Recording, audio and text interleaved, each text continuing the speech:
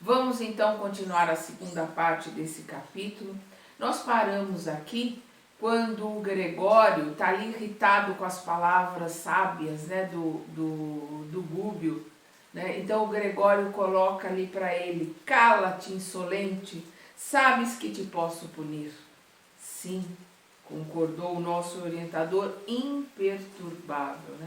Ele sabe ali para quem ele trabalha, né? Ele sabe ali a quem ele serve e a necessidade da missão dele. Ele sabe que não tem o direito de desrespeitar o tempo do Gregório, né? De desrespeitar, ele não pode desrespeitar o tempo que cada um tem para crescer, aprender e se modificar, e principalmente, né, desrespeitar o livre-arbítrio, desrespeitar o direito que ele tem de se modificar na hora que ele quiser.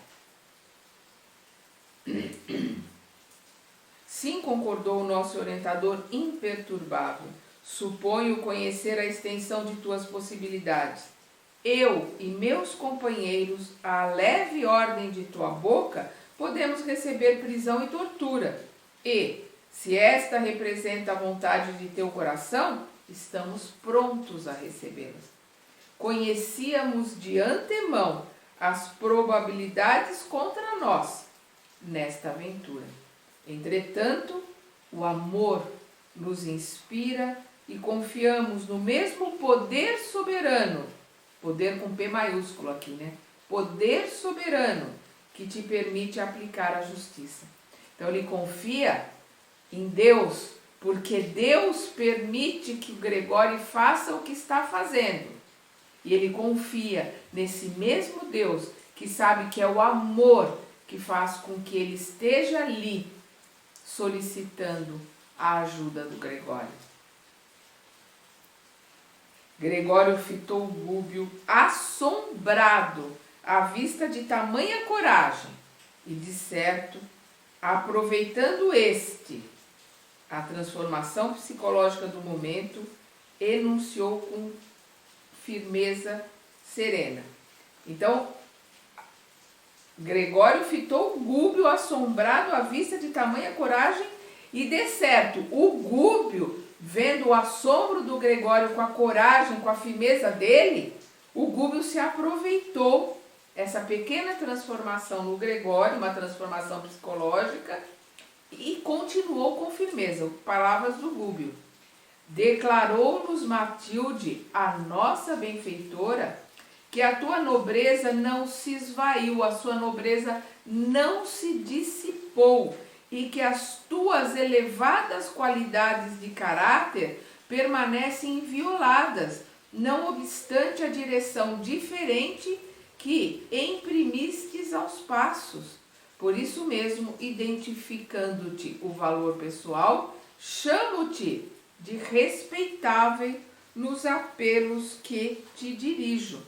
Olha que interessante, o Gúbio não está sendo bajulador aqui.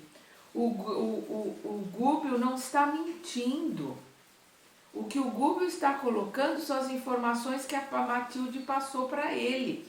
Apesar dele ser ali o governador nas trevas, dele estar comandando um bando de justiceiros, ele ainda mantém alguns valores. Aquilo que ele adquiriu de verdade, ele não perde.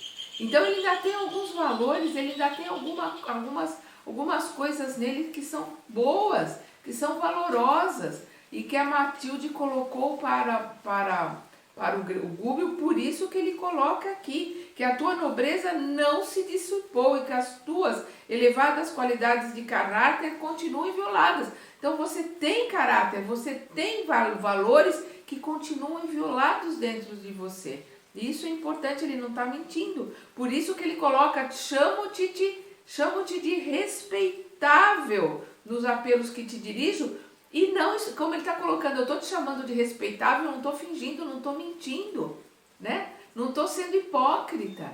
Ele tem valores respeitáveis ainda nele. A cólera do sacerdote pareceu amainar-se, né? Diminuir, acalmar-se. Não acredito em tuas informações, acentuou o contrariado. mas ser claro nas rogativas, não disponho de tempo para falas inúteis. Aqui, palavras do Grúbio.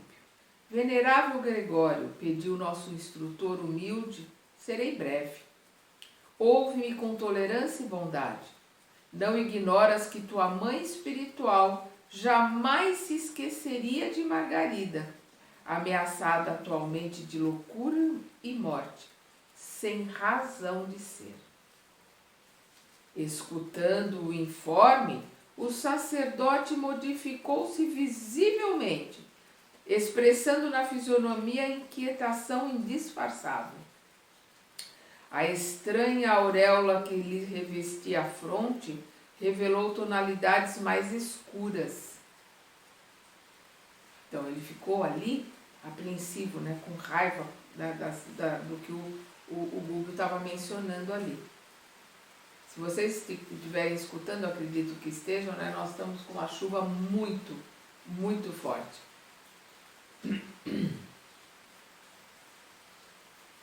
Dureza singular transpareceu-lhes nos olhos felinos e os lábios se lhe contraíram num ricto, né, numa contração facial de infinita amargura. Então é aquilo, a aura dele se escureceu, ele ficou com raiva, né, e a aura dele demonstrou a raiva e a postura, né, ele contraiu a face ali com raiva, né, do que ele estava falando.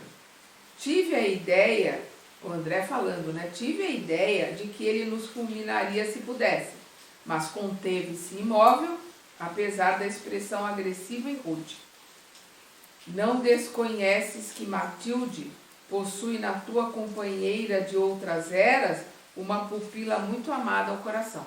Ele está falando de Matilde, que é a mãe, né, espiritual, a mãe de coração dele, não é a mãe biológica, e que Margarida está ligada ali pelos laços do passado, mas Margarida também é uma filha querida ao coração de Matilde. É isso que ele está colocando, eu vou repetir. Não desconheces que Matilde possui na tua companheira, né, na Margarida, que foi companheira dele, Gregório, de outras eras, uma pupila muito amada ao coração. As preces dessa torturada filha espiritual atinge-lhe a alma abnegada e luminosa. Gregório. Margarida empenha-se em viver no corpo faminta de redenção. Ele está aqui implorando, né, ao Gregório que liberte Margarida das suas garras mentais, né, dos cordões energéticos que ele está endereçando a Margarida, subjugando-a porque ele quer a morte dela. Aspirações, então ele coloca aqui que a Margarida se empenha em viver no corpo, faminta de redenção, querendo se modificar, querendo se melhorar. Aspirações renovadoras banharam-lhe a meninice, e agora que o casamento em plena juventude lhe revigora as esperanças, deseja demorar-se no campo de luta benéfica, quer dizer, ela deseja demorar-se na terra, né, que é o campo de luta benéfica, de modo a ressarcir, né, a pagar o passado culposo. Ela está encarnada ali, imbuída na vontade de pagar o passado, né, de se acertar com o passado. Certamente, fortes razões te obrigam a constrangê-la ao retorno, né, a constrangê-la a retornar ali para junto dele, para as trevas, né, porque lhe armaste caprichoso caminho de morte. O Gúbio aqui está sendo muito, digamos assim, educado, né? Amável, quando ele diz porque lhe armaste caprichoso caminho de morte. Na realidade, nós vamos ver aqui que o Gregório armou ali uma armadilha muito bem engendrada, muito bem feita, para que a Margarida se desencarnasse e voltasse para os braços dele, achando que ele fosse o salvador dela. Vamos prestar atenção. Certamente fortes razões te obrigam a constrangê-la ao retorno. Então ele sabe, né, que se isso está acontecendo e é permitido, é pela lei de ação e reação, que é a lei maior de Deus, né? Porque lhe armaste caprichoso caminho de morte. Não te reprovo, nem te acuso, pois nada sou.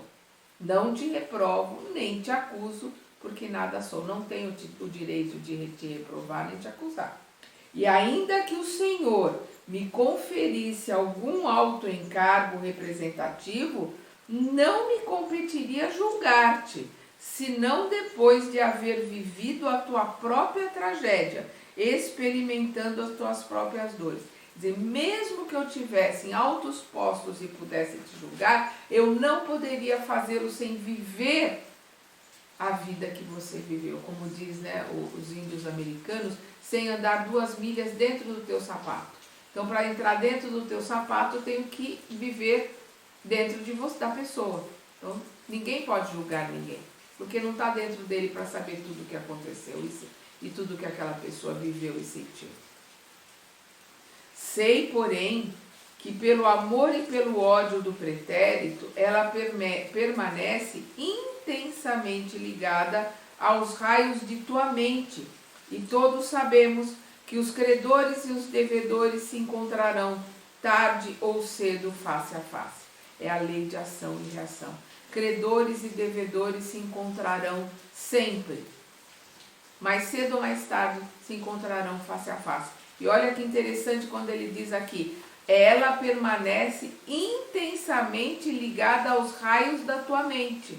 Então, por similaridade, por crédito e débito, os dois estão interligados mentalmente. E para isso, existem leis, e são leis de Deus. Por isso que o Google está dizendo que ele não pode interferir. Olha quando ele diz aqui,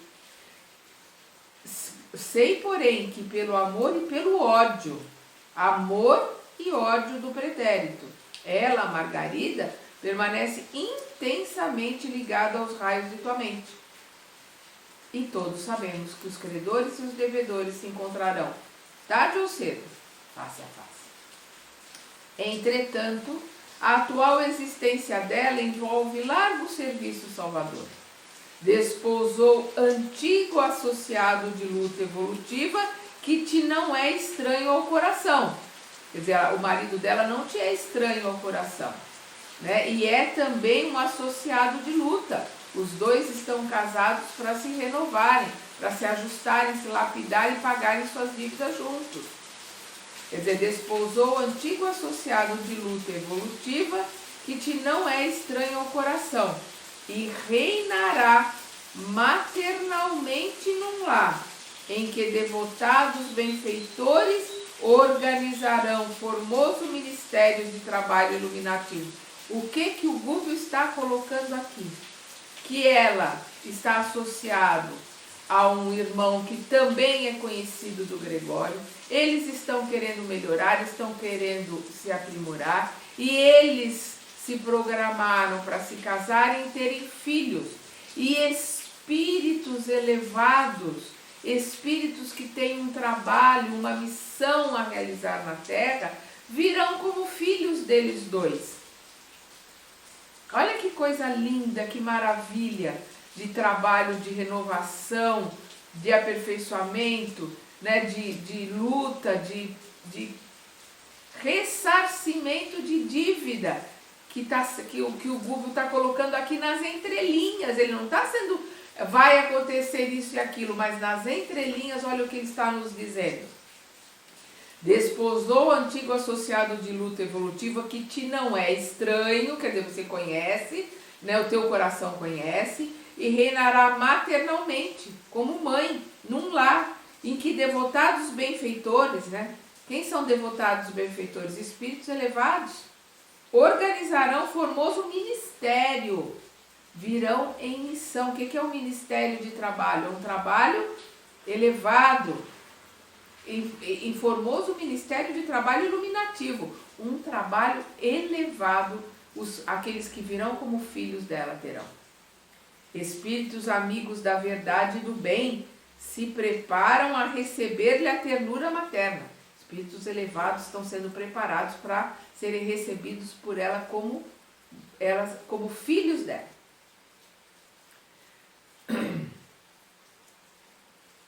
Espíritos amigos da verdade e do bem se preparam a receber-lhe a ternura materna, quais flores abençoadas pelo orvalho celeste em caminho de preciosa frutificação. Olha que metáfora maravilhosa que ele está colocando aqui para o trabalho desses espíritos que virão como filhos dela. Flores abençoadas pelo orvalho celeste. Olha que visão linda! Em caminho de preciosa frutificação. Um trabalho lindo que terão pela frente. Venho rogar-te, pois, seja suavizada a vingança cruel, porque ele está preparando ali o desencarne dela, impedindo que esses seres possam encarnar como filhos dela, né? Então ele está rogando, olha a humildade dele. Venho rogar-te, pois, seja suavizada a vingança cruel.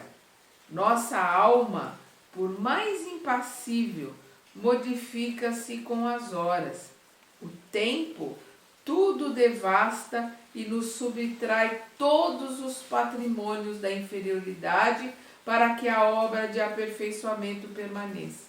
Olha o que ele coloca aqui, o tempo. Deus ensina pelo tempo, porque o tempo tudo devasta, tudo limpa, o tempo tudo apaga, né? E subtrai, né? Diminui todos os patrimônios da inferioridade, limpa a sujeira, limpa a inferioridade que existe em nós, a sujidade, né? Os pontos negros que existem em nós, o tempo limpa. E o tempo nos aprimora, Deus ensina pelo tempo, para que a obra de aperfeiçoamento permaneça, porque todos nós somos perfectíveis, todos nós seremos anjos um dia. A matéria que nos serve às manifestações modifica-se com os dias. E por mais invencíveis que fossem os poderosos juízes aos quais obedeces, ele também obedece a juízes maiores do que ele, né? Como ele diz, né? Ele serve aos dragões, juízes ainda maiores do que eles na maldade.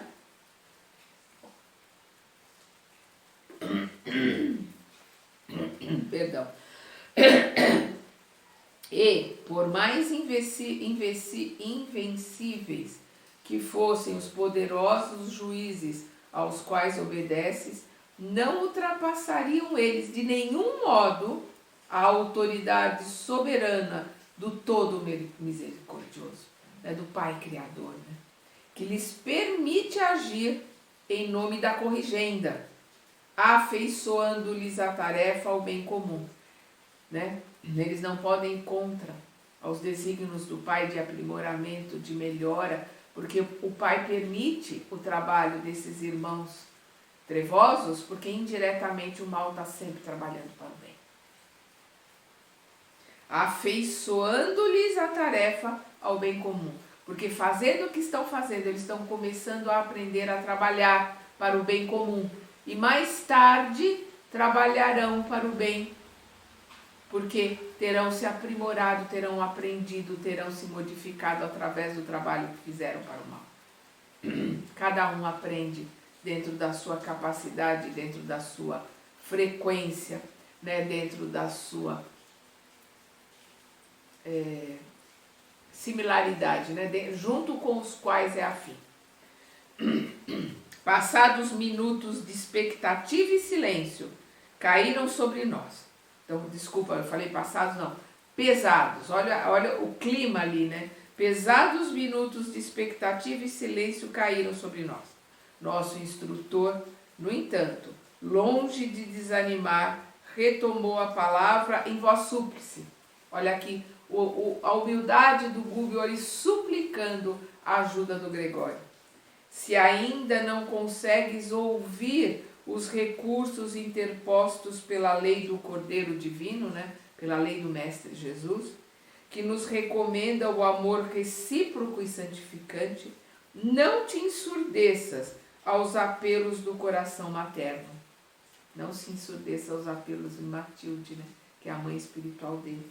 Ajuda-nos a liberar Margarida, salvando-a da destrutiva perseguição. Não se faz imperioso o teu concurso pessoal. Quer dizer, eu não estou pedindo a tua intervenção pessoal. Olha o que ele está colocando ali, né? Se não vai pelo mestre, ensinar os ensinamentos do mestre, vai pelo pedido de uma mãe, daquela que foi tua mãe espiritual. É isso que ele está tentando sensibilizar o Gregório. E ainda mais, não precisa você intervir, né? Você não precisa baixar aí do teu trono, nem perdoar. Não é isso que ele está pedindo. Vamos ver aqui. Não se faz imperioso o teu concurso pessoal, bastar-nos a tua indiferença, a fim de que nos orientemos com a precisa liberdade. Quer dizer, eu só preciso que você faça vistas grossas, eu só preciso que você não interfira. A tua indiferença já nos dará a liberdade, já nos será ajuda suficiente para realizarmos o nosso trabalho. É isso que o Gubbio está colocando. O sacerdote riu-se contrafeito e acrescentou: observo que conheces a justiça. Quer dizer, como quem diz, eu sei que você tem sabedoria, tem conhecimento. E o Gubbio também não está menosprezando o conhecimento e a sabedoria do Gregório e dos trabalhadores do mal ali, que todos eles têm muito conhecimento da justiça de Deus, como ela funciona. Então ele diz aqui: observo que conheces a justiça. Sim, concordou Gubbio, melancólico. O anfitrião, contudo, falou sem rebuços, né? Sem medir palavras. Quem lavra sentenças, né? Quem descreve, né? Quem assina sentenças, despreza a renúncia. Quem dita a lei, o juiz que lavra a sentença do condenado, assina a sentença do condenado, despreza a renúncia. Entre os que defendem a ordem, o perdão é desconhecido. Entre aqueles que querem ordem, entre aqueles que se dizem justiceiro, que é o caso deles, o perdão é desconhecido. Determinavam os legisladores da Bíblia que os arrestos, né, se baseassem, né, as sentenças que eram lavradas, se baseassem no princípio da troca. Abre aspas, olho por olho e dente por dente, fecha aspas. E já que te mostras tão bem informado acerca de Margarida, poderás, em sã consciência, suprimir as razões que me compelem a decretar-lhe a morte? Quer dizer, se você sabe do caso, entende toda a situação, conhece a história da Margarida, em sã consciência você pode me acusar ou você pode me condenar, né? Condenar o Gregório por ter decretado a morte dela? Como quem disse, você conhece toda a história, você sabe que eu estou no meu direito de obsediá-la, no meu direito de me vingar. É isso que ele está colocando ali para o Gubbio. O Gubbio responde: não discuto,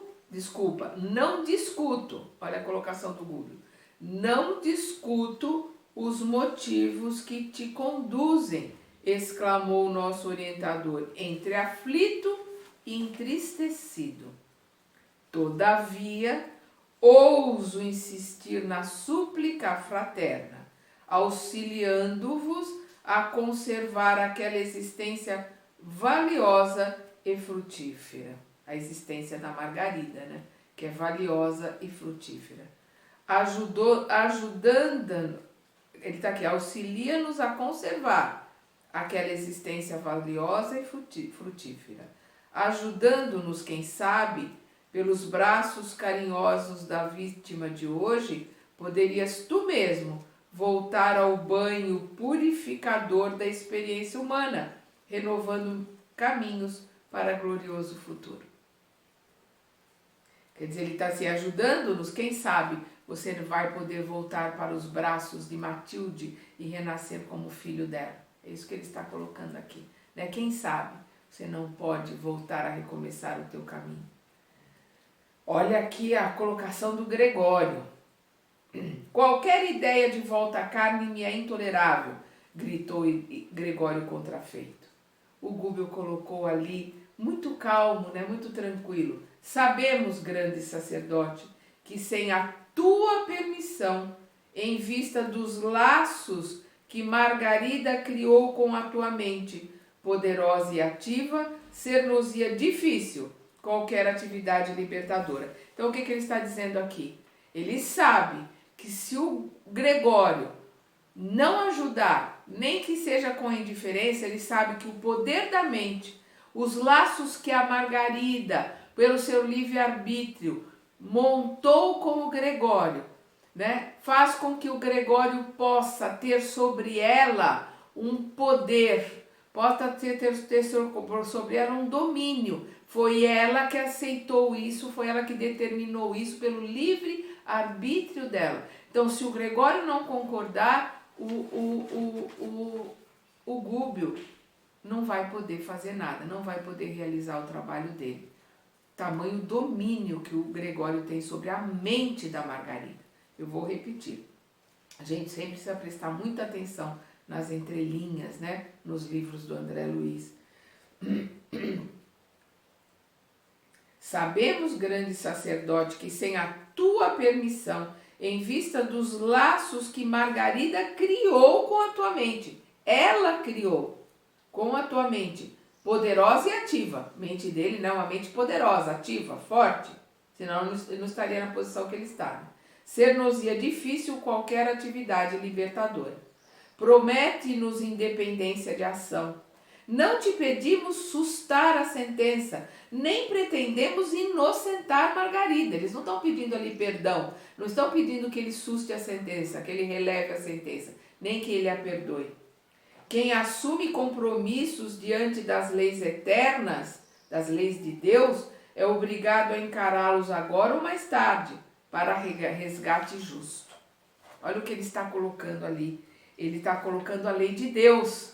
Mas vamos lembrar, a lei de Deus também se volta para o Gregório. A lei de Deus é igual para todo mundo. Olha o que ele coloca. Quem assume compromissos diante das leis eternas. Margarida errou. Margarida assumiu, né, os problemas que está tendo pelos erros que cometeu, quebrando as leis de Deus em outras vidas. Agora ela tem que receber, né, de volta pela ação que ela teve, ela tem que receber a reação. Mas o que ele diz?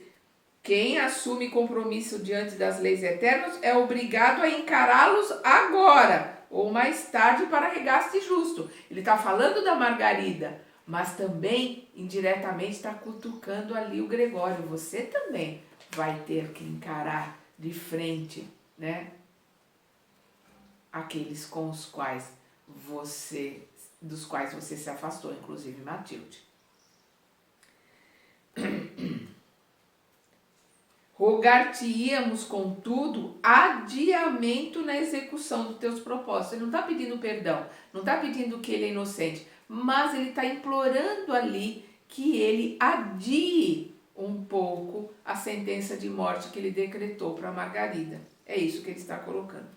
Concede à tua devedora, ela é devedora dele, concede à tua devedora um intervalo benéfico em homenagem aos desvelos de tua mãe, e possivelmente os dias se encarregarão de modificar esse processo doloroso, né?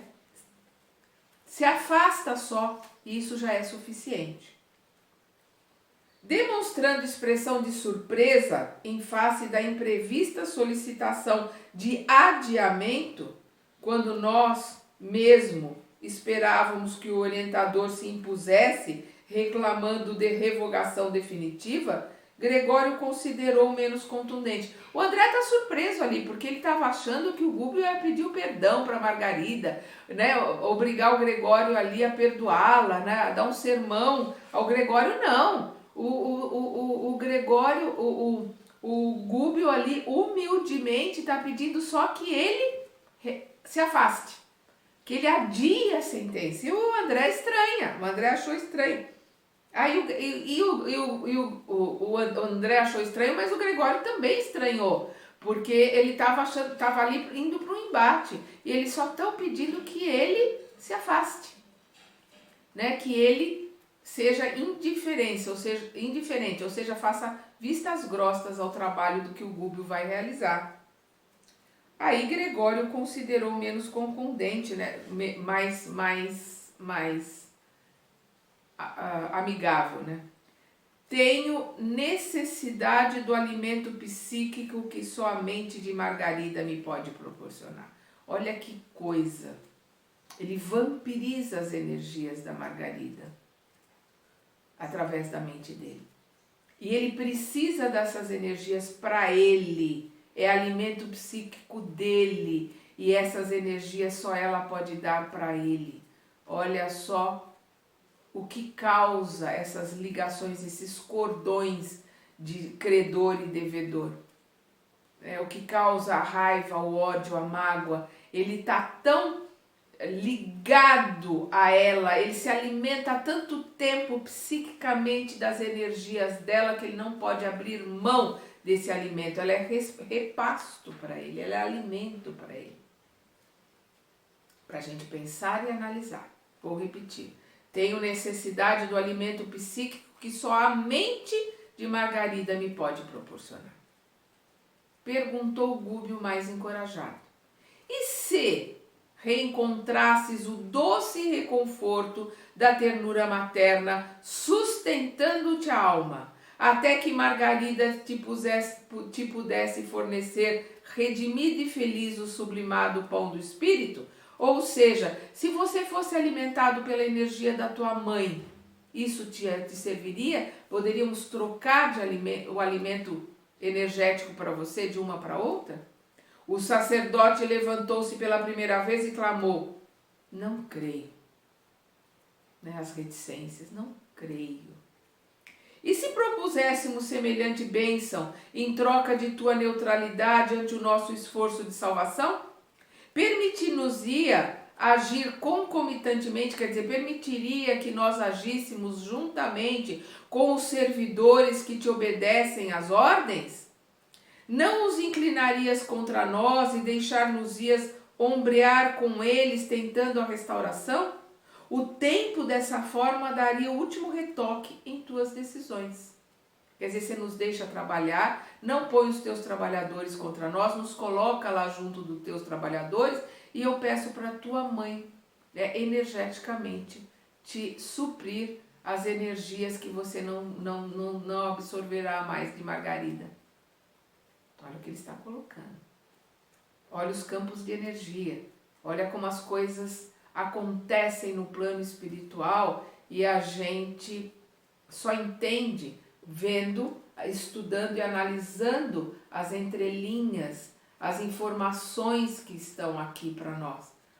Para a gente entender o que as nossas atitudes nos causam, os nossos pensamentos, os nossos sentimentos, as nossas ligações. Nós vamos tomar cuidado que quando a gente odeia, quando a gente quer muito bater em alguém, destruir alguém, quando a gente se desdobra, quando a gente dorme no desdobrados do corpo mais liberto, a gente faz pactos com irmãozinhos trevosos, com irmãozinhos menos edificantes durante a noite, e depois nós temos que honrar esses pactos, nós temos que nos manter junto a eles, nem que seja como repasto energético para eles. São pactos que nós criamos sem analisar o futuro. Nós temos que tomar muita, mas muita precaução com a nosso maior bem, que é a nossa mente, a nossa energia mental, o poder da nossa mente de plasmar, a energia que nós temos na mente.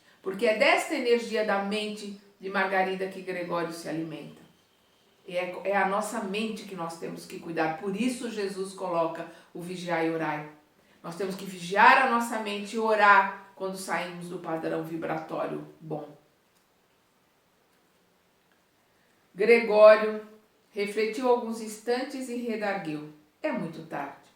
O Gúbio pergunta: por quê? né? O Gúbio pergunta inquieto.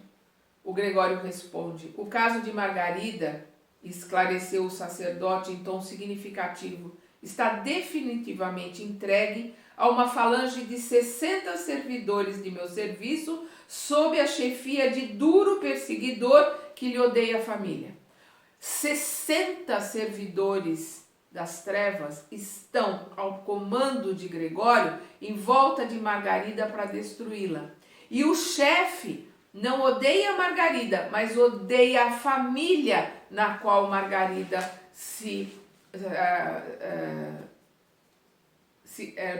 na qual Margarida renasceu, na qual Margarida está inserida ali. Então ele juntou interesses, 60 espíritos ali trabalhando para a destruição dela.